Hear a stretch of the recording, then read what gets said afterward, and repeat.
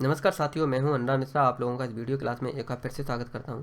साथियों, हम लोग जो बात कर रहे हैं वो है विश्व का भूगोल, और विश्व के भूगोल में जो चैप्टर नंबर है वो है आपका चैप्टर नंबर 14। इसमें हम जो बात करेंगे वो होगा ज्वालामुखी यानी कि वॉल्केनोज के बारे में यहाँ पर बात करने वाले हैं।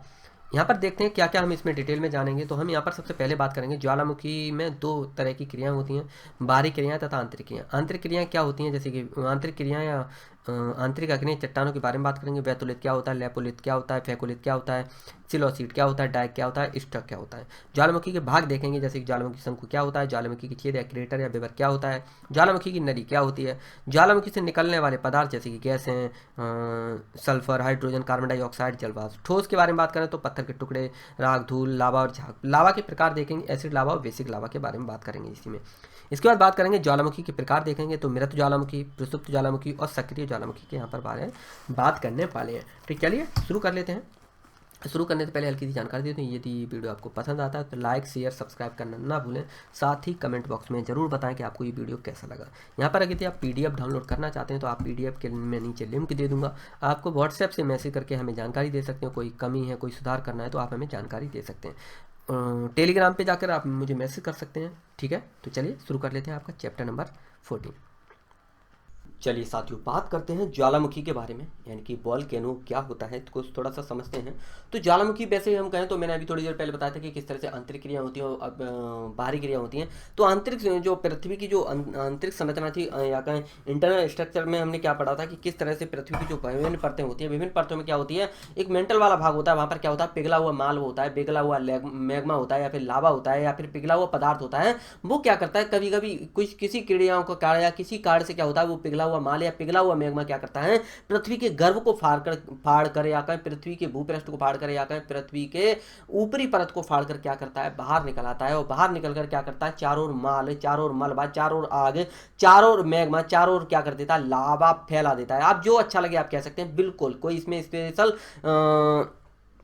अवार्ड मिलने वाले शब्द इस्तेमाल नहीं करने, हमें केवल साधारण भाषा में समझना होता है। अवार्ड मिलने वाली बात की बात होती है। ठीक है, तो मैं फिर से बता दूं मैंने क्या बताया। ज्वालामुखी क्या करता है, ज्वालामुखी किसे कहते हैं, तो ज्वालामुखी पृथ्वी पर होने वाली एक आकस्मिक क्या होती है, घटना होती है। इससे क्या होता है, पृथ्वी पर अचानक क्या हो जाता है, विस्फोट हो जाता है, और पृथ्वी के गर्भ से क्या होता है, बहुत सारा माल या कहीं आग, लावा, धुआं, कंकड़, पत्थर, राख, इस तरह की चीजें निकल आती हैं। तो मैं फिर से बता दूं मैंने क्या बताया, ज्वालामुखी पृथ्वी पर होने वाली एक आकस्मिक घटना होती है। इससे क्या होता है, पृथ्वी पर अचानक क्या हो जाता है, विस्फोट हो जाता है। इसके द्वारा लावा, गैस, धुआं, राख, कंकड़, पत्थर आदि कुछ प्रमुख क्या होते हैं, माल निकलकर पृथ्वी के जो भूपृष्ठ होता है उस पर बिछ जाता है। पृथ्वी पर जो ज्वालामुखी घटना होती है, इसकी दो तरह की इसमें क्रियाएं होती हैं। दो तरह की क्रियाओं की अगर बात की जाए तो उसमें एक तो क्रिया होती है आंतरिक क्रिया और दूसरी होती है बाहरी क्रिया। इसमें आंतरिक क्रिया ज़्यादा इंपॉर्टेंट नहीं है, लेकिन फिर भी हम हल्की सी उसमें उसके बारे में जानकारी ले लेंगे कि आंतरिक क्रिया में कौन कौन से तत्व आते हैं। तो आंतरिक क्रिया को अभ्यंतरित क्रिया या फिर आंतरिक अग्नेय चट्टान भी कह देते हैं। तो आइए इन आकृतियों को एक एक करके देखते हैं। तो यहाँ पर कुछ प्रमुख आकृतियाँ आपको दिख जाएंगी, जिसमें आपका सबसे पहला जो आता है वो आता है बैथोलिथ। बैथोलिथ ज़्यादा इसमें समझने की जरूरत नहीं है, केवल जो लिखा है उतना ही बोले दे रहा हूँ, ज़्यादा इसमें से नहीं पूछा जाता है। लेकिन फिर भी हल्का सा मैं आपको जो लिखा हुआ है उसको बोल देता हूँ, ज़्यादा समझाने वाला इसमें कुछ नहीं है। आकृतियाँ बनती हैं जिसमें सबसे पहला जो होता है वो होता है बैथोलिथ। धरातल के नीचे काफी खड़े ढाल वाले गुंबदाकार रूप में विशाल क्या होता है, लावा के जमाव को हम क्या कह देते हैं, बैथोलिथ कह देते हैं। यहाँ पर आपको दिख जाएगा, ये है बैथोलिथ, बहुत बड़े इसमें भाग में दिख रहा होगा आपको। ठीक है, नेक्स्ट देखते हैं लेपोलिथ। धरातल के अंदर परतदार चट्टानों की परतों के बीच लावा के गुंबद कार जमाव से विकसित संरचना को हम क्या कहते हैं, लेकोलिथ कहते हैं। यहाँ पर आपको दिख जाएगा किस तरह से ये गुंबदाकार आकृति बनाता है, इसको क्या कहते हैं, लेकोलिथ कहते हैं। नेक्स्ट जो है वो है आपका फेकोलिथ। फेकोलिथ अगर आपको देखा जाए तो यह भूमि के अंदर लावा का क्या करता है, लहरदार अवनति और अविनति क्या होता है, जमाव, इसको कहते हैं। इतना ही जानना है, कुछ इसमें स्पेशल मैं आपको नहीं समझाने वाला, ज़्यादा कुछ नहीं समझाया, बस आप इसमें याद कर लें। आकृतियों के आधार पर यहाँ पर आपको दिख जाएगा। यहाँ पर क्या है, लहरदार जमाव जो है वो क्या कहलाता है, आपका फेकोलिथ कहलाता है। नेक्स्ट देखते हैं। लेपोलिथ में ही नेक्स्ट देखते हैं, धरातल के भीतर किसी बेसिन में मैग्मा। लेपोलिथ में अगर हम बात करें तो यहाँ पर आपको दिख जाएगा बेथोलिथ, लेकोलिथ, लेफोलिथ, फेकोलिथ, सिल, सीट, डाइक और स्टॉक। तो लेपोलिथ की बात करें, लेकोलिथ तो आपने देख लिया। लेपोलिथ की अगर बात करें तो धरातल के भीतर किसी बेसिन में मैग्मा के तस्तरी नुमा जवाब से विकसित संरचना को हम लेपोलिथ कहते हैं। यहाँ पर तस्तरी नुमा कहाँ पर आपको दिख रहा है, ये आपका तस्तरी नुमा आकृति, ठीक है। नेक्स्ट हम बात करें सिल और सीट की अगर बारे में बात करें तो सिल और सीट का नुमा बहुत ही तरल बेसाल्टिक मैग्मा से होता है, जो संस्तर या अन्य ढांचा तल के अनुरूप होता है, या सीट की मोटाई होती है सिल से क्या होती है, कम होती है। यहाँ पर जो सिल आपको दिख जाएगा, सिल और सीट, यहाँ पर दोनों आकृतियां जो है एक सी हैं, लेकिन जो सिल होता है वो थोड़ा सा ऊंचा होता है और सीट जो होता है थोड़ा सा नीचा होता है। और क्या होता है, आकृति इससे थोड़ी सी पतली होती है। सिल जो होता है एक तरह से इस तरह से टिका देते हैं, इस तरह से होता है। नेक्स्ट जो होता है डाइक, जब मैग्मा किसी लंबवत दरार में क्या होता है, जमाव हो जाता है उसका, तो वह क्या कहलाता है, डाइक कहला जाता है, डाइक कहलाता है। यहाँ पर आपको दिख जाएगा सीधा लंबवत जमाव है। स्टॉक, छोटे आकार के बैथोलिथ को या जो कि गुंबदाकार रूप में पाए जाते हैं, इसको स्टॉक कहते हैं। यहाँ पर फिर से बता दूं, मैंने क्या बताया, स्टॉक, यानी कि बैथोलिथ का छोटा रूप अगर देखा जाए, यानी छोटा रीचा देखें तो स्टॉक कहलाता है। इतनी जानकारी काफी है, आकृति के आधार पर आप एक दो बार देख लेंगे आपको याद हो जाएगा, ज्यादा इनमें से आता नहीं है। नेक्स्ट देखते हैं, क्लियर करते हैं जो इंपॉर्टेंट है उसको। जो सबसे इंपॉर्टेंट यानी कि बहुत ज़्यादा पूछे जाते हैं वो ये पूछा जाता है ज्वालामुखी के भाग। इससे ज़्यादा इंपॉर्टेंट आता है वो आता है ज्वालामुखी के प्रकार। तो सबसे पहले हम देखते हैं ज्वालामुखी के भाग। तो ज्वालामुखी के भाग में सबसे पहले जो आता है वो आता है ज्वालामुखी शंकु, उसके बाद आता है ज्वालामुखी का छेद या क्रेटर या कहें विवर, फिर उसके बाद आता है ज्वालामुखी की नली। तो आइए यहाँ पर आपको दिख जाएगी ज्वालामुखी का ये पूरा संरचना है। यहाँ पर आपको अगर मैं जूम करके दिखाऊं तो ये आपका ज्वालामुखी की नली दिख जाएगी इस तरह से। इसके आया मैग्मा चैम्बर जिसमें सारा माल भरा हुआ होता है, पिघला हुआ माल होता है, ये चारों ओर क्या करता है, चारों ओर भेजता है, ठीक है। और ये आपकी अर्थ क्रस्ट यानी कि ये पृथ्वी का जो ऊपरी भाग होता है, यानी कि सबसे ऊपरी संरचना होती है, जिसको हम क्या कहते हैं, भूपर्पटी कहते हैं, वो होता है। तो कभी कभी क्या करता है, ये फाड़ कर बाहर निकल आता है। तो यहाँ पर ये दिख जाएगा, ये लावा अंदर भरा हुआ है, केंद्रीय नली होती है, ये यहाँ से दिखेगी। और उसके बाद ये अन्य नलियाँ होती हैं छोटी छोटी जिनमें से धुआं फुस्सी फुस्सी इस तरह से फुस करते हुए निकलता रहता माल। तो सबसे पहले बात करते हैं ज्वालामुखी शंकु। लावा और अन्य पदार्थ ज्वालामुखी के छेद के चारों ओर जमा हो जाते हैं, तब ज्वालामुखी क्या बनता है, शंकु बनता है। यहाँ पर पूरा जो क्षेत्र है आपको क्या दिखेगा, जब मैंने क्या बताया, जब लावा और अन्य पदार्थ ज्वालामुखी के छेद के चारों ओर क्या करते हैं, इकट्ठे हो जाते हैं, तो उस स्थिति में क्या हो जाता है, ये ज्वालामुखी शंकु कहलाता है। नेक्स्ट बात करें तो ज्वालामुखी का छेद या ज्वालामुखी क्रेटर या ज्वालामुखी विवर। तो ज्वालामुखी के अंदर से माल निकलने के लिए एक छेद होता है जिसको हम ज्वालामुखी छेद या ज्वालामुखी क्रेटर कहते हैं। यहाँ पर आपको दिख जाएगा इस तरह से ये नली होती है और नली से माल निकलने के लिए एक छेद बना हुआ होता है जिसको हम क्या कहते हैं, ज्वालामुखी क्रेटर कहते हैं। ज्वालामुखी की नली की बात करें जिससे सारा माल बाहर निकलता है उसे क्या कहते हैं, ज्वालामुखी नली या ज्वालामुखी की नलिका कहते हैं। यहाँ से ये पूरी जो नली दिख रही है ये ज्वालामुखी नलिका है। नेक्स्ट बात करते हैं आगे ही, ज्वालामुखी से निकलने वाले पदार्थ देख लेते हैं। ज्वालामुखी से निकलने वाले पदार्थ, वो संरचना देखी जिसकी हमें ज़्यादा जरूरत नहीं थी, उतना ही काफ़ी है। नेक्स्ट हम बात करते हैं इससे निकलने वाले पदार्थ जो हैं वो इंपॉर्टेंट है थोड़े से। इसमें ज्वालामुखी से जो गैसें निकलती हैं उसमें आपका सल्फर, हाइड्रोजन और कार्बन डाइऑक्साइड प्रमुख रूप से है। मैं फिर से बता दूं, ज्वालामुखी में सबसे प्रमुख जो है वो है गैसें। गैसों में अगर बात करें तो सबसे जो प्रमुख है वो आपकी सल्फर, हाइड्रोजन, कार्बन डाइऑक्साइड ही निकलता है। इसमें सबसे अधिक जो मात्रा होती है वो होती है जल वाष्प की, जिसमें कितनी मात्रा हो सकती है, 60 से 90% तक हो सकती है। इसका मतलब ये है कि 60 से 90% तक पूरी गैसों में जल वाष्प की मात्रा हो सकती है, जो कि ठंडी होकर क्या करती है, मूसलाधार बारिश कर देती है। जिस क्षेत्र में क्या होता है, ज्वालामुखी जब फटता है उसके बाद जो धुआं निकलता है उसमें गैसें होती हैं। गैसों में आपका सल्फर होता है, हाइड्रोजन होता है, कार्बन डाइऑक्साइड होता है और जल वाष्प भी होता है। जल वाष्प जब क्या होता है, ठंडा हो जाता है ऊपर जाकर तो क्या करता है, घनघोर बारिश कर देता है। नेक्स्ट देखते हैं ठोस में अगर हम देखें तो ठोस में जो निकलता है वो निकलता है ज्वालामुखी से जो ठोस पदार्थ निकलते हैं उनमें पत्थर के छोटे छोटे टुकड़े हो जाते हैं, राख हो जाते हैं, धूल, ये प्रमुख रूप से होती हैं। इनमें से क्या होते हैं, ठोस पदार्थ में से अगर बात करें तो ठोस पदार्थ में जो प्रमुख चीज़ें निकलती हैं उनमें अगर आपकी बात करें तो धूल कण जो होती है उसको हम टैल्क कहते हैं। वैसे बता दूं, जो ज्वालामुखी से ठोस पदार्थ निकलता है उसमें आपका धूल कण निकलते हैं, धूल कण को हम क्या कहते हैं, टैल्क कहते हैं, ठीक है। नेक्स्ट जो है बड़े बड़े पत्थर के टुकड़े को हम बॉम्ब कहते हैं, बम्ब या बॉम्ब कहते हैं। मटर जितने बड़े बड़े आकार के पत्थर को हम लैपिली कहते हैं, यानी कि बड़े बड़े आकार के जो पत्थर निकलते हैं बहुत बड़े बड़े, उनको तो हम कहते हैं बॉम्ब। और जो मटर जितने यानी छोटी छोटी गोलियों जैसे अगर बात करें तो जो निकलते हैं उनको हम लैपिली कहते हैं। छोटे छोटे टुकड़ों को स्कोरिया कहते हैं। छोटे छोटे टुकड़ों को, बहुत बहुत छोटे छोटे टुकड़े होते हैं, उनको हम स्कोरिया कहते हैं। लावा के झाग से बने पत्थर को हम क्या कहते हैं? प्यूमिस कहते हैं, क्योंकि झाग भी निकलता है तो झाग से जो पत्थर बन जाते हैं उसको क्या कहते हैं? वॉल्केनो प्यूमिस, या यहाँ पर आपको दिख जाएगा ये प्यूमिस। ठीक है, ये आपको दिख जाएगा धुआं। ठीक है, चलिए नेक्स्ट देखते हैं। बहुत इंपॉर्टेंट, इसके माल जो निकलता है उसमें एक प्रमुख जो है वो है आपका लावा, जो कि अक्सर पूछा जाता है लावा कितने प्रकार के होते हैं, कौन सा लावा कैसा होता है, किस तरह की होता है। तो आइए इसको देखते हैं, क्लियर करते हैं। तो ज्वालामुखी जब फटता है तो उसमें से माल निकलता है जिसे मैग्मा कहते हैं। मैं फिर से बता दूं, ज्वालामुखी में मैग्मा चैम्बर, मैंने आपको बताया था किस तरह से होता है। तो ज्वालामुखी में से जो मैग्मा चैम्बर से क्या होता है? फट कर नली के द्वारा छेद से होता हुआ क्या होता है? उसमें से बहुत सारा माल निकलता है जिसको हम मैग्मा कहते हैं। जब यह मैग्मा क्या होता है? धरातल पर आकर पृथ्वी पर जब ये आ जाता है तो ठंडा होकर जम जाता है, उसको हम लावा कहते हैं। लावा भी सिलिका के आधार पर दो प्रकार के होते हैं। मैं फिर से बता दूं, सिलिका की मात्रा के आधार पर जो लावा होते हैं उनको दो भागों में बांटा जा सकता है। नंबर 1 जो है वो है आपका एसिड लावा। इस लावा में सिलिका की मात्रा जो होती है बहुत अधिक होती है, इसलिए बहुत तेजी से क्या होता है? जमता है और ज़्यादा दूर नहीं जा पाता। मान लीजिए मैं आपको यहाँ पर दिखाऊँ, मान लीजिए ये ज्वालामुखी है। ज्वालामुखी में क्या होता है? इस तरह से ये ज्वालामुखी है। ज्वालामुखी में क्या होता है? बहुत तेजी से क्या होता है? विस्फोट हो जाता है।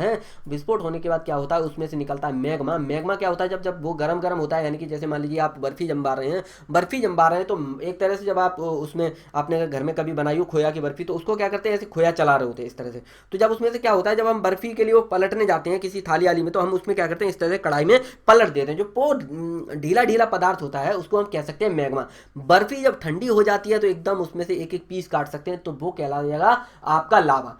तो बर्फी में क्या होता है? बर्फी में हम मान सकते हैं चीनी। चीनी जब चीनी के आधार पर, जिस तरह से सिलिका की बात करी, चीनी ज्यादा पड़ेगी तो बर्फी क्या हो जाएगी? ठोस हो जाएगी और जल्दी जम जाएगी। चीनी कम पड़ी होगी तो माल जो है थोड़ा सा लिपलिपा होगा, थोड़ा सा कम जल्दी जमेगा। तो इस तरह से आप समझते हैं। तो आइए क्लियर करते हैं, मैंने क्या बताया।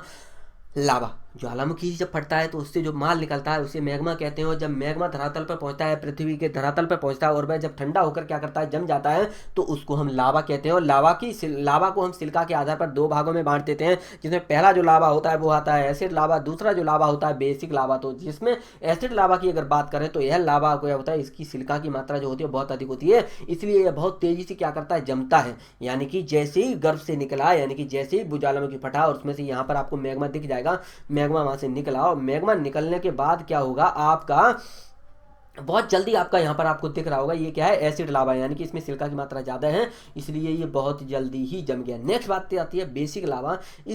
इसमें क्या होता है? सिलिका की मात्रा जो होती है बहुत कम होती है, इसलिए ठंडा होकर ठोस होने से पहले काफ़ी दूर तक बह जाता है, यानी पसर जाता है, और ये काफ़ी दूर तक बना पाता है। तो इस तरह से क्या होता है? मान लीजिए मैं आपको अगर यहाँ पर दिखाऊँ, मान लीजिए क्या दिखाऊँ मैं आपको, मान लीजिए ये आपका ज्वालामुखी है, इस तरह से, इस तरह से मान लीजिए ज्वालामुखी। और ज्वालामुखी क्या हुआ? किसी कारण से यहाँ पर एक सेकंड, कलर जो है इसका थोड़ा सा चेंज कर देता हूँ। मान लीजिए ज्वालामुखी फटा, ज्वालामुखी में क्या देखा कि बहुत सारा क्या निकला? माल निकला।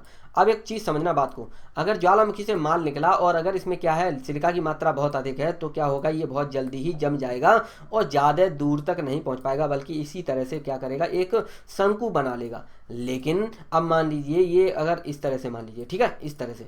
अब बात आती है अगर इस सिलिका की, अगर इसमें अगर सिलिका की मात्रा अगर कम है तो क्या होगा? मान लीजिए एक सेकेंड, हाँ, मान लीजिए कि सिलिका की अगर इसमें मात्रा बहुत कम है तो क्या होगा? इसमें से लावा निकलेगा और दूर दूर तक चला जाएगा। लावा निकलेगा और दूर दूर तक चला जाएगा, यानी कि बहुत देर में ये जम पाएगा। ठीक है, बहुत दूर तक चला जाएगा और ये कोई खास ट्रेंगल टाइप नहीं बना पाएगा, यानी ज़्यादा ऊंचा शंकु नहीं बना पाएगा, इस तरह से, यानी पसर जाएगा। समझ में आया? क्लियर हुआ? चलिए, तो क्या समझ में आया कि सिलिका के आधार पर लावा जो होते हैं दो प्रकार के होते हैं। जब ज्वालामुखी का जो मुंह होता है, वो जब मुंह से जब माल निकलता है तो गरम गरम माल एकदम मैग्मा कहलाता है। मैग्मा जब जाकर ठंडा हो जाता है लावा कहलाता है। और सिलिका के आधार पर लावा जो होते हैं वो दो प्रकार के होते हैं। मोस्ट इंपॉर्टेंट ज्वालामुखी में जो टॉपिक होता है वो होता है ज्वालामुखी के प्रकार। तो ज्वालामुखी के प्रकार हम देखते हैं सक्रियता के आधार पर, यानी कि जो सक्रियता के आधार पर ज्वालामुखी जो होते हैं वो तीन भागों में बांटे जा सकते हैं। तीन भागों में बांटे जा सकते हैं। पहला जो होता है मृत ज्वालामुखी, दूसरा जो होता है सुषुप्त ज्वालामुखी, और तीसरा जो होता है मृत ज्वालामुखी। ठीक है, तो आइए देखते हैं। वो मृत तो है हो ही गया। तो इन प्रकार के ज्वालामुखी होते हैं। सबसे पहला जो होता है वो आता है मृत ज्वालामुखी, यानी कि शांत ज्वालामुखी, या हम इसको कह सकते हैं मरा हुआ ज्वालामुखी है। मतलब ऐसा ज्वालामुखी जो मर चुका है, अब इसकी संभावना नहीं है कि ये दोबारा कभी उठेगा, इसकी सांसें जो है बिल्कुल बंद हो चुकी हैं। तो मृत ज्वालामुखी, इस तरह के ज्वालामुखी में अब कभी भी विस्फोट नहीं होगा। और इसके मुंह पे क्या हो जाता है, मुंह इसका बंद हो जाता है, कभी घास निकल आती है, कभी पानी भर जाता है, कभी उसमें मिट्टी भर जाती है, तो कुछ भी हो जाता हो। कभी कभी यहाँ पर आपको दिख जाएगा, ये आपका ज्वालामुखी था, ज्वालामुखी पर कभी कभी ये इस तरह से लोग घर बना लेते हैं, क्योंकि इन्हें पता है कि अब इस पर कुछ हो नहीं सकता। समझ में आ गया ना? तो मैं फिर से बता दूं, मृत या मरा हुआ ज्वालामुखी ऐसे ज्वालामुखी जिनमें अब ये कंफर्म हो जाता है कि अब ये कभी उठेगा नहीं, इसका जीवन जो है समाप्त हो चुका है, इसका मुंह जो है बंद कर दिया गया है। या फिर हम इससे इसे ऐसे भी कह सकते हैं कि इसके मुंह में पानी भर जाता है, या फिर कभी कभी झील बन जाती है, या मिट्टी भर जाती है, कभी कभी क्या होता है घास फूस निकल आता है, इसके ऊपर कभी कभी पेड़ पौधे भी निकल आते हैं। तो इस तरह के ज्वालामुखी क्या होते हैं, इनमें गुंजाइश नहीं होती है कि ये अब कभी भी उठेंगे। चलिए, तो मृत ज्वालामुखी में कुछ प्रमुख ज्वालामुखी देख लेते हैं, जो कि हमारे प्रकारों में ही एक ज्वालामुखी में देख लेते हैं कौन कौन से कहाँ कहाँ पाए जाते हैं, जो कि बहुत इंपॉर्टेंट है और अक्सर पूछे जाते हैं। ठीक है, तो यहाँ पर 3 4 5 मैंने कुछ रखे हैं जो कि बहुत इंपॉर्टेंट है, इन्हीं के बारे में अक्सर पूछा जाता है। तो सबसे पहला जो आता है वो आता है पोपा, उसके बाद आता है किलिमंजारो, उसके बाद आता है एंकाकागुआ, उसके बाद आता है को सुल्तान देवबंद, उसके बाद आता है आपका कोई नहीं। तो यहाँ पर सबसे पहले बात करते हैं पोपा की। तो पोपा जो है वो आपका पड़ता है म्यांमार में। म्यांमार में एक जगह म्यांमार में जगह तो नहीं, मतलब एशिया महाद्वीप का एक देश पड़ता है, जो कि आपका हमारा पड़ोसी देश भी है म्यांमार। तो म्यांमार में आपका पोपा। नेक्स्ट बात करते हैं किलिमंजारो। किलिमंजारो जो है आपका तंजानिया में, जो कि दक्षिण अफ्रीका महाद्वीप का एक देश है। ठीक है, इसके बाद बात करते हैं एंकाकागुआ की बात करते हैं। तो एंकाकागुआ जो है वो आपका है दक्षिण अमेरिका महाद्वीप में। एंडीज जो पर्वत है, एंडीज पर्वत है दक्षिण अमेरिका के पश्चिमी तट पर, ये है आपका पूर्वी और ये है पश्चिमी। तो पश्चिमी तट पर क्या है आपका ये एंकाकागुआ क्या पड़ता है आपका ज्वालामुखी, जो कैसा है, मर चुका है, अब कभी भी ये जीवन भर नहीं उठेगा। एंकाकागुआ अब इस दुनिया में नहीं रहा। ठीक है, उसके अवशेष रह गए हैं। नेक्स्ट जो है को सुल्तान देवबंद, जो कि ईरान में है। यहाँ पर आपको दिख जाएगा, एशिया महाद्वीप का एक देश है जिसको हम कहते हैं ईरान। ईरान में आपका क्या दिख जाएगा, कोह सुल्तान देवबंद। ठीक है, नेक्स्ट जो बात करते हैं वो है प्रसुप्त ज्वालामुखी या डोरमेंट वोल्केनो या सोया हुआ। सोया हुआ का मतलब ये है कि जो सो रहा है, कभी भी जाग सकता है, कभी भी मार सकता है। तो ये जो होता है आपका खतरनाक ज्वालामुखी होता है मृत से, और सक्रिय ज्वालामुखी से ज़्यादा खतरनाक होता है। यानी कि सक्रिय ज्वाला तो पता ही है कि हमें पता सक्रिय है तो हमें उससे ज़्यादा मोल नहीं लेंगे, लड़ाई नहीं करेंगे। और सोया हुआ का मतलब ये है कि मर चुका है, हमें कोई टेंशन नहीं है, लेकिन ये ज़्यादा खतरनाक होता है। तो प्रसुप्त ज्वालामुखी या डोरमेंट वोल्केनो या सोया हुआ ज्वालामुखी, या सोया हुआ का मतलब ये है कि सो रहा है, कुंभकर्ण की तरह कभी भी ये उठ सकता है। तो ऐसे ज्वालामुखी होते हैं जिनमें काफ़ी समय तक क्या है, विस्फोट या कहीं उद्गार नहीं हुआ है, लेकिन कभी भी इनमें क्या हो सकता है, विस्फोट हो सकता है। इससे ये क्या होता है, कभी कभी गैसें निकलती रहती हैं, कभी कभी जलवाष्प निकलता रहता है, कभी कभी कुछ ना कुछ माल इसमें से निकलता रहता है। इससे क्या होता है, जान माल का बहुत ज्यादा खतरा रहता है। जैसे कि इटली का विसुवियस ज्वालामुखी था, कई सालों तक प्रसुप्त रहने के बाद अचानक 1931 में क्या था, फट जाता है। क्योंकि ये ज्यादा खतरनाक इसलिए होता है, मान लीजिए पड़ोस में ज्वालामुखी पड़ता है 5-7 किलोमीटर, और हमें पता है उसमें सालों से विस्फोट नहीं हुआ, लेकिन हम क्या करते हैं, अपने बच्चों को वहीं किनारे ले जाके उसके बगल में लैट्रिन कराते हैं जाके। कभी कभी क्या करते हैं, हम बकरी अकरी चरा लाते हैं। और कभी क्या करते हैं हम, कुछ लोग होते हैं जैसे गरीब लोग जो होते हैं, जैसे अभी कोरोना चल रहा है, तो क्या है कि जाके क्या कर लिया, उधर किनारे जाके बस गए, या फिर छोटी मोटी झोपड़पट्टी डाल ली। तो मान लीजिए जैसे मैं यूँ जाता हूँ और किसी ज्वालामुखी के मुंह पर, मान लीजिए ये सोया हुआ ज्वालामुखी है, हमें पता नहीं, क्योंकि बच्चों को ज़्यादा ज्योग्राफी तो पढ़ी नहीं होती है। अब सोया हुआ ज्वालामुखी है, हम और हमारा एक फ्रेंड था, यहाँ पर जाके आराम से पिकनिक मना रहा था, पता चले ज्वालामुखी में विस्फोट हो गया, हम भी चले गए और हमारा फ्रेंड भी चला गया। समझना बात को? तो इस तरह से क्या होता है, ये ज़्यादा खतरनाक होता है। हमारा जान माल का नुकसान का मतलब समझना ना, हमारी मम्मी ने हमें पाला पड़ोसा, हमारा एक पला हुआ लौंडा चला गया, बात को समझा करें। मतलब जान माल का मतलब माल का मतलब ये कि मैं एक फ़ोन चलाता था, कम से कम आईफोन एक्स था, कम से कम ऐसे मान लो 80-90 हज़ार का फ़ोन था। तो ऐसे आप बात को समझे, वहाँ पर क्या माल का भी नुकसान हुआ, बाइक ले गया था, बाइक भी वहीं खड़ी कर ली थी, बाइक भी उड़ गई, हमारा लौंडा भी उड़ गया। समझ रहे बात को? इस तरह से जान और माल का, और हम हो सकते हैं कहीं कुछ बन सकते थे, कहीं पर भी देश का थोड़ा बहुत सपोर्ट करते, या जो बगल में जो साथ था फ्रेंड वो भी करता, तो इस तरह से काफ़ी चीज़ें हो जाती हैं। चलिए, तो कुछ प्रसुप्त ज्वालामुखी देख लेते हैं, यानी कुछ सोए हुए ज्वालामुखी के थोड़े से देख लेते हैं। इसमें कुछ आते हैं आपका विसुवियस, जो कि आपका इटली में पड़ता है, माउंट विसुवियस इटली में। ठीक है, फ्यूजियामा आपका जापान में पड़ता है, यहाँ पर आपका फ्यूजियामा जापान में। नारकोंडम अंडमान निकोबार द्वीप समूह में पड़ता है, यहाँ पर आपका इटली दिख जाएगा, ये आपका इटली यूरोप का एक देश, और जापान यहाँ पर आपको दिख ही जाएगा, यहाँ पर आपका जापान। जूम करके मैं आपको दिखाऊं तो यहाँ पर जापान दिख जाएगा, ये आपका इटली दिख जाएगा, और आपने अंडमान निकोबार द्वीप समूह देखा ही होगा ये यहाँ पर, ठीक है। चलिए नेक्स्ट देखते हैं। सक्रिय ज्वालामुखी, ये ज़्यादा खतरनाक भी हो सकते हैं, कभी कभी ज़्यादा तेज हो जाए, लेकिन हमें पता है कि सक्रिय है, जहरीला है, तो हमें पता है वैसे भी डसता है तो हम दूर रहते हैं। तो ऐसे ज्वालामुखी होते हैं जिनमें आए दिन क्या होते हैं, विस्फोट होते रहते हैं, या फिर अक्सर इसमें क्या होता है, विस्फोट होता रहता है। इसका मुंह जो होता है हमेशा खुला रहता है, और समय समय पर क्या होता है, लावा, धुआं और अन्य माल इसमें से क्या करते हैं, निकलते रहते हैं, जिससे क्या होता है, इनका शंकु का निर्माण होता रहता है। इटली का एटना ज्वालामुखी जो है 2-2,500 सालों से, यानी 2500 सालों से सक्रिय है। इटली में स्थित सिसिली का स्ट्रोम्बोली ज्वालामुखी हर 15 मिनट में फटता है। इटली का सिसिली का ये स्ट्रोम्बोली जो ज्वालामुखी है हर 15 मिनट में क्या करता, फटता है, जिस कारण इसको क्या कहते हैं, भूमध्य सागर का क्या कहते हैं, प्रकाश स्तंभ कहते हैं। प्रकाश स्तंभ का मतलब ये होता है कि जैसे भूमध्य सागर जो आपका सागर जो है उसमें क्या करते हैं, लोग जाते हैं नाव वगैरह ले जाके चलते फिरते हैं, तो क्या करते हैं, हर 15-20 मिनट बाद फटता रहता है, तो चारों एकदम रोशनी हो जाती है, तो थोड़ा सा अच्छा लगता है, इसलिए इसे क्या कहते हैं, भूमध्य सागर का क्या कहते हैं, प्रकाश स्तंभ कहते हैं। चलिए इतनी जानकारी काफी। नेक्स्ट देखते हैं और थोड़ा सा देख लेते हैं इसी में एक और है जो इम्पोर्टेंट भी है, अक्सर पूछे जाते हैं कि सक्रिय ज्वालामुखी ये कहाँ पर स्थित है। तो किलाउ जो है, किलायू ज्वालामुखी जो है हवाई द्वीप यानी कि अमेरिका में स्थित है, ठीक है। यहाँ पर आपको दिख जाएगा हवाई का किलाउ द्वीप। वेरन द्वीप आपको पता ही है, अंडमान निकोबार द्वीप समूह में ये सक्रिय ज्वालामुखी है, कभी कभी इसमें से निकलता रहता है। माउंट एटना जो है सिसिली में ही है। ओजल डेल सलाडो जो है यहाँ पर आपको दिख जाएगा, ओजस डेल सलाडो जो है यहाँ पर आपको दिख जाएगा, ये सक्रिय ज्वालामुखी है। कोटोपैक्सी जो है इक्वाडोर में पड़ता है आपका, यहाँ पर कोटोपैक्सी जो है आपको यहाँ पर दिख जाएगा, इक्वाडोर। स्ट्रोम्बोली जो है लेपारी द्वीप में मिल जाएगा, और मोना लोआ जो है हवाई द्वीप में मिल जाएगा, ठीक है। चलिए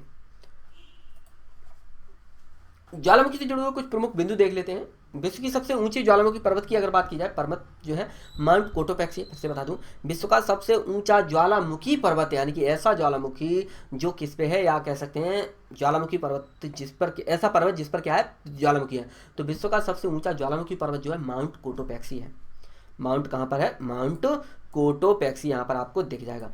पृथ्वी के अंदर पिघले पदार्थ को क्या कहते हैं, हम मैग्मा कहते हैं। बाल्टिक सागर में ज्वालामुखी उद्गार नहीं होता है, पूछा जाता है कई बार, क्या बाल्टिक सागर में ज्वालामुखी उद्गार होते हैं, नहीं। माउंट एटना पर्वत जो होता है एक ज्वालामुखी पर्वत है, माउंट एटना पर्वत एक ज्वालामुखी पर्वत है, ठीक है। यहाँ पर आपको दिख जाएगा ज्वालामुखी पर्वत माउंट सेंट हेलेंस संयुक्त राज्य अमेरिका में स्थित है, इंपॉर्टेंट है। आकार की दृष्टि से पृथ्वी पर सबसे बड़ा सक्रिय ज्वालामुखी हवाई द्वीप में स्थित है, जो कि जिसका नाम है मोना लोआ। फिर से बता दूं, आकार की दृष्टि से पृथ्वी का सबसे बड़ा सक्रिय ज्वालामुखी हवाई द्वीप में स्थित है। स्ट्रोम्बोली ज्वालामुखी को भूमध्य सागर का प्रकाश स्तंभ कहते हैं। संसार का सबसे ज्यादा सक्रिय ज्वालामुखी जो है वो है किलायू। फिर से बोल दूं, दुनिया का सबसे ज्यादा सक्रिय ज्वालामुखी क्या है, किलायू। आकार की दृष्टि से अगर बात की जाए तो वो है हवाई द्वीप का मोना लोआ, ठीक है। तो ये हो गया आपके ज्वालामुखी से संबंधित कुछ प्रमुख तथ्य। तो मुझे उम्मीद है आपको ये जो वीडियो है वो पसंद आया होगा। इसी तरह से सपोर्ट बनाए रखिए। अगली वीडियो में मिलते हैं, तब तक के लिए नमस्कार, जय हिंद और वंदे मातरम।